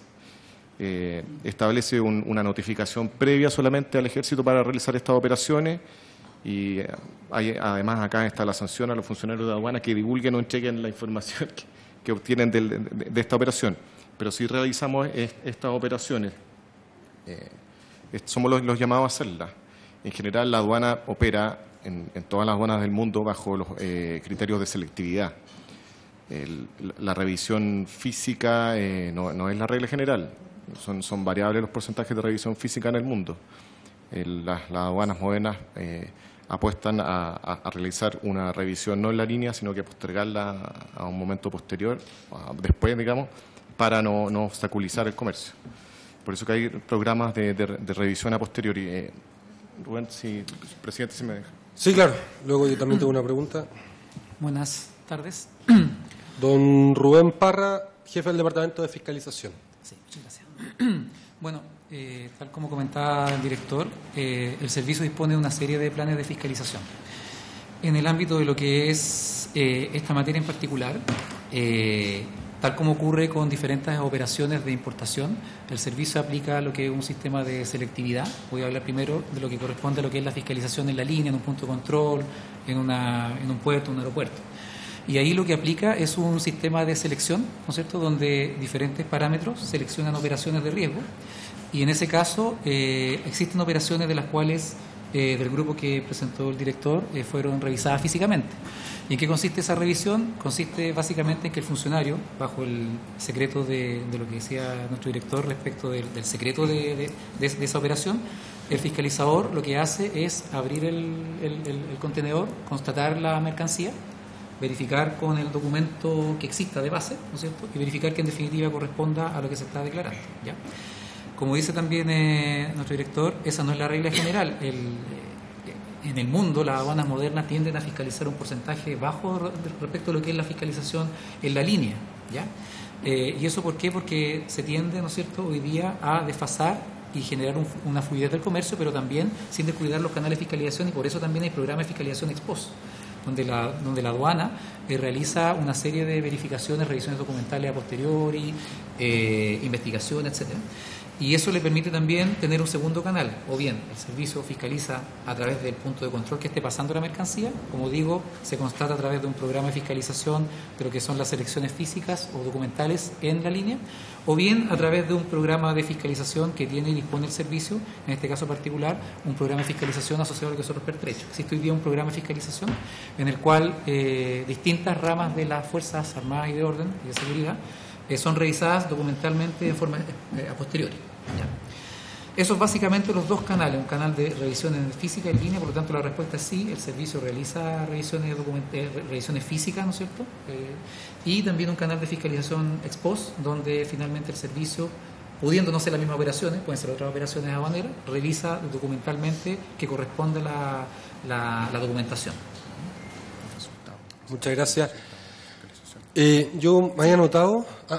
¿Quiere agregar algo? Sí, y con respecto a lo que son las mercancías, por ejemplo, las 499 operaciones asociadas a lo que son las franquicias 001 de importación, acotar de que el servicio realizó el año pasado cerca de 20 operaciones de revisión física, de las cuales se constató que no hay ninguna irregularidad al respecto, ¿ya? Lo que da cuenta de alguna manera de un canal regular de fiscalización, ¿ya?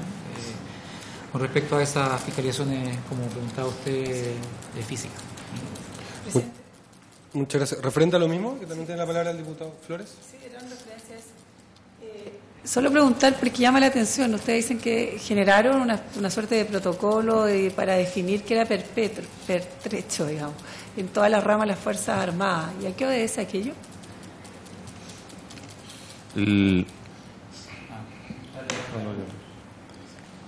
Presidente. Sí, director.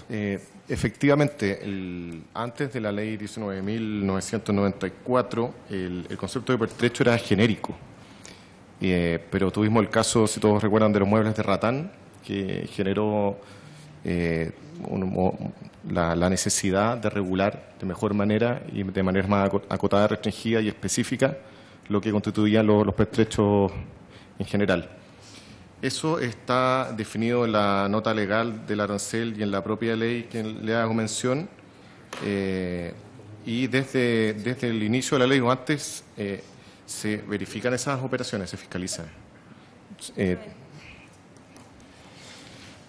Bien. ¿Qué quería contestar? ¿Quiere agregar algo, Sí, director? respecto de la consulta del diputado Iván Flores, Sí. de las operaciones que consultaba, de las 499 operaciones, esas son todas pertrechos, van en la clasificación arancelaria de pertrechos. Por tanto, están exentas de impuestos y derechos. Y respecto del monto, no lo tenemos por las razones ya que le hemos dicho respecto que no tenemos factura asociada como documentación de base de esas importaciones. Gracias, director. Le ofrezco la palabra, diputado, y luego realizo la mía, si quiere, para continuar el mismo hilo. Muy bien, gracias, presidente. Bueno, a ver, yo entiendo perfectamente lo que es el rol de las Fuerzas Armadas y las condiciones en que el Código de Justicia Militar establece la condición de secreto. No obstante, y por eso preguntaba si se sabe el monto, si la aduana tiene, ya queda claro que no lo tiene. Por lo tanto, pueden ser muchas compras pequeñas o pueden ser compras muy cuantiosas respecto a lo que significa la inversión que hace el país. Ahora, yo debo entender entonces que apenas el 5% de estas operaciones han sido fiscalizadas. Tenemos un 95% que no son fiscalizadas, para centrar el punto, ¿no? Y eso es así, ¿ya? Bueno, en ese escenario entonces la pregunta, ya sabemos que dentro de la zona franca usted asegura de que las 499 son pertrechos, aun cuando hayan fiscalizado solamente el 5%. ¿Cómo saben ustedes que el otro 95% efectivamente son pertrechos? ¿Porque lo dice un documento o quiero puntualizar la pregunta, y ahí asocio con otra pregunta que no sé si ustedes me la van a poder responder, tal vez haya que preguntárselo a los representantes del Ejército. Si el propio Ejército entonces tiene un sistema de fiscalización interna, porque claramente las instituciones deben tener sus propios sistemas de control.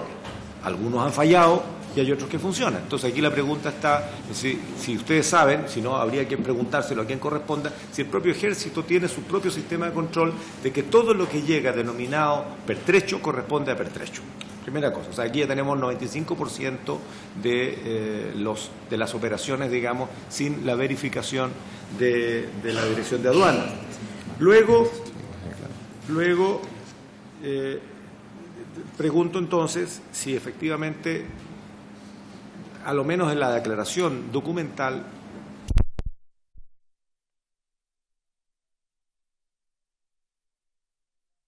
y en principio es así. ¿Qué pasa con las otras 338, digamos, que son las que están en la zona franca de extensión? También es más o menos 5% de verificación, de fiscalización, y si son estas pertrechos o no son pertrechos, son otro tipo de artículos. Quiero que precisen esa pregunta, por favor. Luego, y aquí también hago una pregunta y un comentario, porque también entendemos cuál es el concepto del secreto que está dentro del Código de Justicia Militar y que se define claramente como cuestiones que son...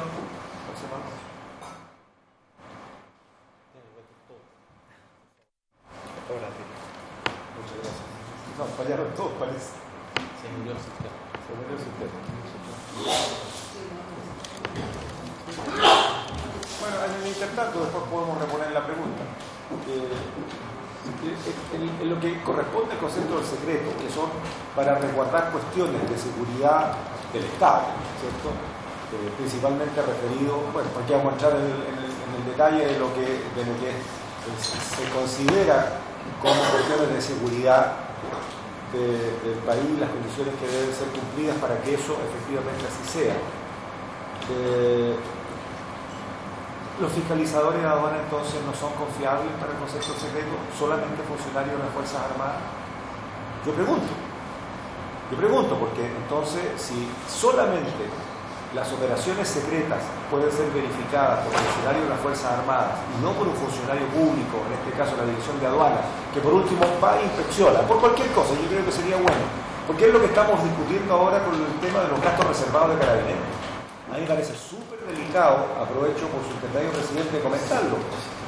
Terminar con los gastos reservados de Carabineros significa terminar con una serie de condiciones que son inherentes a la función policial que no tienen otra cabida, si no es por los gastos reservados. Aquí no estamos hablando de una libre disposición, estamos hablando de usos específicos de los gastos reservados para cuestiones de inteligencia, de trabajos antidroga y lo que sea, que no hay otra forma de enfrentarlo sino con gastos reservados. Entonces yo pregunto si en este caso los funcionarios de aduana no merecen ser considerados como efectivamente,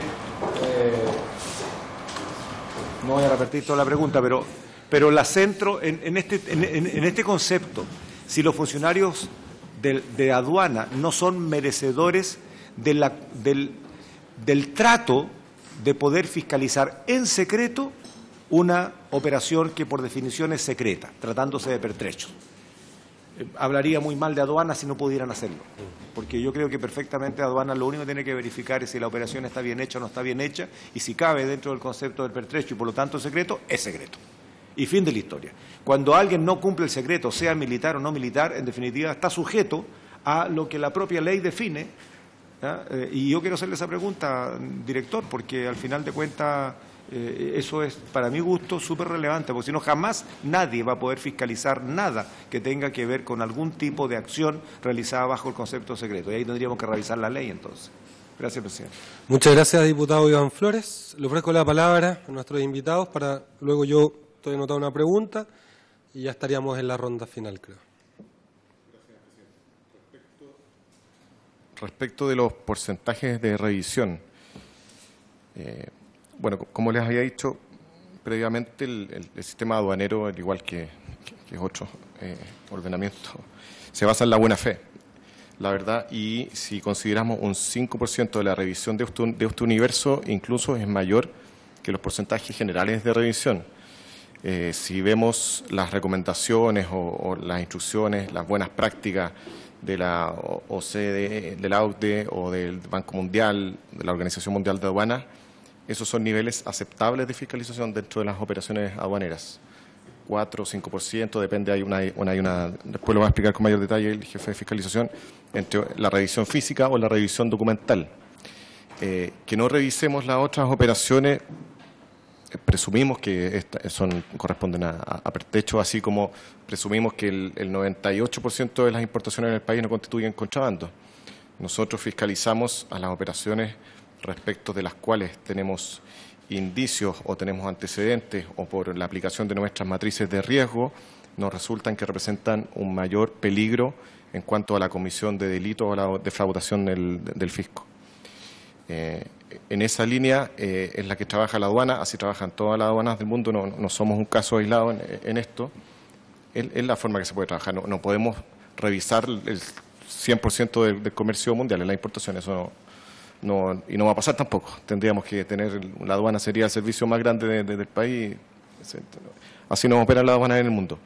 Pero, insisto, si nosotros hubiésemos tenido las fiscalizaciones que les hemos hecho al ejército respecto a estos pertrechos, hallazgos y resultados negativos para ellos que hubiesen dado cuenta de infracciones o de delitos de contrabando, eso cambia el comportamiento y eso nos habría obligado a generar mayor fiscalización y planes más intensos de fiscalización. Hasta ahora, por lo menos en el último tiempo, no tenemos ese historial ni ese comportamiento. En general, el ejército, cuando tiene dudas de si una mercancía califica o no algo como pertrecho, lo pregunta. Y muchas veces les decimos que no, que una mercancía no califica como pertrecho.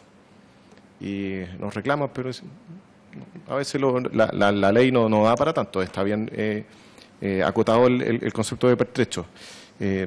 Rubén, por favor, respecto desde el punto de la fiscalización. Sí, bueno, tal como decía nuestro director, justamente las aduanas del mundo funcionan en base a perfiles de riesgo, ¿ya? En base a lo que se denomina el principio de gestión de riesgo. Y para eso la aduana tiene mecanismos de análisis de riesgo, matrices de riesgo, canales de inteligencia, en las cuales aplica perfiles, y esos perfiles van seleccionando aquellas operaciones, ya sea de manera automatizada, a través del sistema selectividad o a través de algún indicio que el fiscalizador, ¿no es cierto?, esté operando en algún punto de control y le llame la atención una operación aduanera, justamente la puede seleccionar y realizar un proceso de fiscalización, ya sea físico o documental. Por lo tanto, en ese sentido, a medida de que los planes de fiscalización, los riesgos de fiscalización van siendo, diría yo, testeados, probados, ¿no es cierto? Si revisamos una cantidad de operaciones X a un cierto usuario del comercio exterior y vemos que ese usuario de comercio exterior, bajo esas muestras, va comportándose de acuerdo a lo que nosotros hemos visto, bueno, va bajando su nivel de riesgo. Tal como decía el director, si ese operador nosotros lo fiscalizamos y presenta un nivel de riesgo importante, presenta hallazgos, obviamente los niveles de selectividad asociados a ese operador aumentan y se generan una serie de otros mecanismos de fiscalización. Por lo tanto, los canales y las cifras que nosotros hemos entregado son cifras de alguna manera normales a lo que son las cifras internacionales, también recomendadas por la Organización Mundial de Aduanas, ¿ya? Y en segundo lugar, con respecto a su pregunta, asociado a lo que son las mercancías adquiridas en zona franca y enviadas a zona franca de extensión, también se genera un proceso de fiscalización. Ahí se denomina, más que aforo, dado que está en un régimen especial, ¿no es cierto?, se denomina un reconocimiento físico. Hay ciertas operaciones que también son revisadas en general por el servicio, no disponemos acá las cifras, pero se realiza un reconocimiento físico, o sea, se revisa la mercancía en términos generales, se abre el contenedor, lo que sea, y se genera también el canal de fiscalización similar a lo que es un proceso de fiscalización a las importaciones, como explicaba anteriormente. Bien. Director, ¿quiere agregar algo? Sí, respecto del secreto que también preguntaba el diputado Iván Flores. La verdad que el secreto que está dado por las normas que ya hemos mencionado no obsta, según el artículo 2 del Decreto Ley 480 del 74, las revisiones de aduana. Dice expresamente el inciso segundo: el director regional o el administrador de aduana respectivo ordenará practicar las operaciones de examen físico, revisión documental o aforo de aquellos despachos que la institución beneficiaria haya calificado de carácter reservado cuando lo estime conveniente. En definitiva, están las facultades para revisar. Esta no es mercancía que esté exenta o eximida o que el Servicio Nacional de Aduanas esté impedido de revisar. Lo puede hacer, está expresamente facultado para ello. Dispone que hay que comunicar previamente, pero también, además de tener esa facultad, también la ley nos hace las advertencias en cuanto que tenemos una penalidad si vulneramos el secreto de la operación. El funcionario que divulgue, entregue o comunique a personas no autorizadas información, antecedentes, documentos escritos de las operaciones a que se refiere el inciso segundo de esta disposición, voy a ir a la pena, que los penalistas a veces, será castigado con pena de reclusión menor en su grado medio. Las facultades de aduana para revisar estas operaciones existe, la hemos aplicado y la vamos a seguir aplicando. Eso respecto del secreto. Nosotros no nos vemos inhibidos bajo ningún sentido, al contrario, muchas veces las propias Fuerzas Armadas o otro tipo de entidades que tienen franquicia, nosotros no solamente fiscalizamos al Ejército, también fiscalizamos a bomberos, que también trae con franquicia, porque es nuestra facultad de ver, en este sentido del derecho público, la facultad de los servicios públicos no solo son facultades, sino que también son deberes. Eso es lo que podría señalar respecto al secreto. Fiscalizamos y lo vamos a seguir haciendo. Muchas gracias, director. Yo tenía unas consultas para, me imagino, ir concluyendo probablemente su exposición. Y un comentario. Primero de todo, yo creo que es bastante bueno que nosotros hayamos levantado las alertas y que esas alertas, al parecer, bajarían al conocer la información de parte del servicio cómo opera la importación por parte del Ejército. Yo creo que las cifras de importaciones no son menores. Son 499 en 2 años, 3 años, 2 años y medio. Estamos hablando de una importación cada 2 días más o menos que realizaría el Ejército de Chile. Y en primer lugar le quería hacer consulta en torno al decreto 480 de 1974. Ese vendría a ser entonces la reglamentación existente para la fiscalización de las importaciones de pertrecho. Hay normas genéricas, pero esta es una contraexcepción. En definitiva, acá hay se establece el secreto, pero a su vez se establece expresamente la forma de cómo aduana tiene que fiscalizar. Acá hay una situación que hay que comunicar de la fiscalización a la institución beneficiaria, no solamente respecto del Ejército, sino que de todas las instituciones que están dentro de la franquicia. ¿Y hay alguna otra ley o reglamentación en torno importante en torno a la importación de parte del Ejército? Hizo mención también a la 19.000 algo, que no alcanza a notar. Es la ley 19.924, que es la que acotó el concepto de pertrecho, que es de 2004, que fue posterior al hallazgo de los muebles de ratán en unas importaciones. Exacto. Y en relación, ya para ir acotando, nosotros veíamos que el Ejército importa de manera directa, a lo cual si es pertrecho se acoge a la franquicia, o si no es pertrecho puede utilizar beneficios tributarios cuando su destinación final es zona franca extendida. Okay. Cuando, en cualquiera de los dos casos, cuando no es importador directo el Ejército, cuando el Ejército le compra a un proveedor local repuestos material bélico, y el proveedor local lo importa, el proveedor, al importarlo, es decir, una importación indirecta por parte del Ejército, ¿sí?, ¿se acoge también al no pago de franquicias por ser pertrecho o no se acoge? El listado de proveedores, sí, los proveedores del Ejército, los recurrentes, no son muchos, nos hemos enterado en esta misma comisión, ¿se acogen al momento de importar ellos piezas, por ejemplo, y pueden darse al Ejército a algún beneficio tributario? La franquicia de pertrecho es solamente para las Fuerzas Armadas y las importaciones son directas. No tenemos importaciones trianguladas con pertrecho. Perfecto. Solamente las triangulaciones se dan cuando, nuevamente, es una adquisición que se va a hacer desde una zona franca, sí, a una zona franca de extensión, y ahí tiene que intervenir un usuario de zona franca porque el Ejército ni ninguna Fuerza Armada es usuario de zona franca. Muchas gracias. Y la última, nosotros acá se expone ahí mismo del 2016 al 2018, 499 importaciones por pertrecho, 20 operaciones físicas de inspección. La competencia de esta comisión es un poco más amplia, es del 2005. Entonces, si es que tiene información usted ahora, o si no, si la puede hacer llegar, de esta misma conclusión en torno a este periodo de tiempo, pero en el periodo de tiempo que compete a esta comisión. Es decir, ¿cuántas operaciones se habrían realizado en el periodo de tiempo de competencia de esta comisión? ¿Cuántas operaciones de inspección física? ¿Y cuántos hallazgos, en caso de ocurrir, de posibles irregularidades en este mismo periodo de tiempo? Es decir, el mismo análisis, pero ampliarlo en el periodo de tiempo, y sin también perjuicio de que pudiesen comunicar a esta comisión cualquier recomendación en cuanto a normativa o poco clara de la actual normativa que nosotros podamos incluir en el informe final como necesario precisar para poder justamente facilitar la labor de inspección y el cumplimiento de las leyes relativas a la importación, en nuestro caso, desde el Ejército a nuestro país. ¿Sí? Ofrezco la palabra a alguno de los integrantes de la comisión, ¿no?, o a nuestros invitados. Bien, entonces despedimos justamente a el director subrogante del Servicio Nacional de Aduana, señor Pablo Ibáñez. Por favor, los integrantes no se muevan porque creo que también es importante comentar algo en torno al trabajo que viene de la comisión. Agradecemos también a la subdirectora técnica, la señorita Gabriela Landeros, y al jefe del Departamento de Fiscalización, el señor Rubén Parra, por habernos acompañado en la sesión de hoy. Muchas gracias. A los integrantes de la comisión les pido la atención un segundito. Nosotros vamos avanzando y vamos ya concluyendo el trabajo de esta comisión.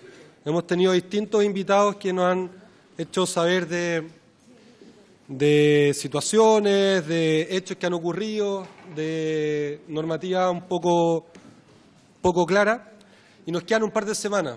Yo quería consultarles si es que hay algún integrante que tiene alguna recomendación en torno a invitados o invitadas a la comisión para que todos nos sintamos partes también del trabajo que estamos realizando. Yo tengo pensado invitar al Consejo para la Transparencia, que han anunciado que ellos tienen algunas recomendaciones para las Fuerzas Armadas. al Ministerio de Defensa, porque han anunciado una agenda en torno a probidad para que puedan profundizar en torno a esa agenda también, y por qué no a algún representante del Ejército mismo ya en el trabajo final para que nos puedan dar su impresión en torno al borrador que nosotros vamos a tener de informe para poder también facilitar que sean medidas aplicables en el corto, mediano y largo plazo. Si no hay recomendaciones, si no hay observaciones, entonces procederemos con esa agenda de invitaciones, sin perjuicio de que algún integrante de la comisión nos pueda hacer llegar alguna solicitud en especial, porque quedan muy pocas semanas de trabajo en esta comisión y la idea es que podamos utilizar bien el tiempo. ¿Cómo? Lo ideal es, de aquí al próximo lunes, parece que podamos tener al lunes 3, creo que es, para poder definir ya la agenda final y comenzar a abocarnos en el informe. Y también me gustaría... ¿Cómo? ¿El Consejo de Defensa del Estado? No, yo planteé al Consejo para la Transparencia, al Ministerio de Defensa para que profundice en torno a la agenda que anunció de probidad. Ya en la etapa final recomiendo al Ejército que se pronuncie en torno al borrador que nosotros le damos a las propuestas, a las conclusiones del borrador, a las propuestas. Para el próximo lunes, si es que nos pueden hacer llegar recomendaciones o tienen algún invitado para cerrar la agenda, porque resulta que en diciembre tenemos solamente 2 semanas de trabajo, luego en enero vamos a tener una ya sacada y tenemos el informe.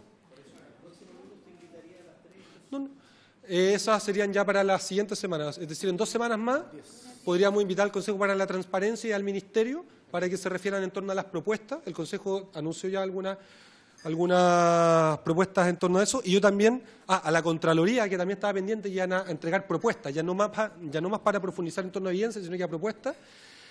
Y si es que nos alcanza el tiempo también, y si autoriza también a un académico para que se refiera a un principio que rige en torno a este tipo de situaciones, que es el dilema del prisionero en torno a regulación, cuando los órganos reguladores tienen una simetría de información con quienes deben regular. Hay un principio que sería bueno en unos 20 minutitos que nos explicaran para poder generar una propuesta en torno a eso. Diputada Carmen Hertz. Yo quería agregar, presidente, gracias, que pudiéramos invitar al Consejo de Defensa del Estado, que es parte querellante en la causa que investiga la ministra Rutherford. Gracias. Sí, yo creo que no hay mucho problema. Sin embargo, hay que también intentar abocar un poco la invitación. Lo podemos hacer luego con la Secretaría. Muy bien, entonces... ¿Sí? Exacto. Perdón, porque si bien es cierto, quedan un par de semanas para finalizar en términos cronológicos, también tienen la facultad para poder convocarnos si es que efectivamente fuera necesario hacerlo, digamos, a fin de tener más información y mejor resolver. Entonces, el lunes pudiéramos revisar qué es lo que, a qué instituciones o personas se han convidado, a ver si pudiese ser útil agregar alguna más o no. Sí. ¿Sí? ¿Es así? Claro. Ojo, que el próximo lunes no nos vamos a convocar porque es distrital. Sin embargo, hasta ese plazo para poder, claro, por correo electrónico, se comunican con nosotros, con el secretario de la comisión. Entonces, por haberse cumplido con el objeto de la presente sesión, esta se levanta.